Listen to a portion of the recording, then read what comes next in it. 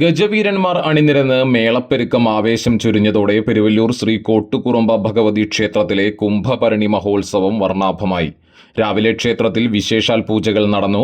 ഉച്ചതിരിഞ്ഞ് നടന്ന എഴുന്നള്ളിപ്പിൽ കൊമ്പൻ മനുസ്വാമി മഠം വിനായകൻ ഭഗവതിയുടെ തിടമ്പേറ്റി.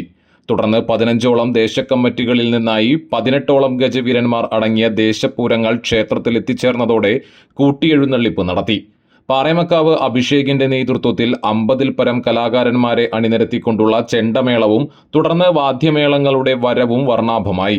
വൈകിട്ട് ദീപാരാധന, കേളി, തായമ്പക എന്നിവയ്ക്ക് ശേഷം പുലർച്ചെ എഴുന്നള്ളിപ്പുണ്ടായി.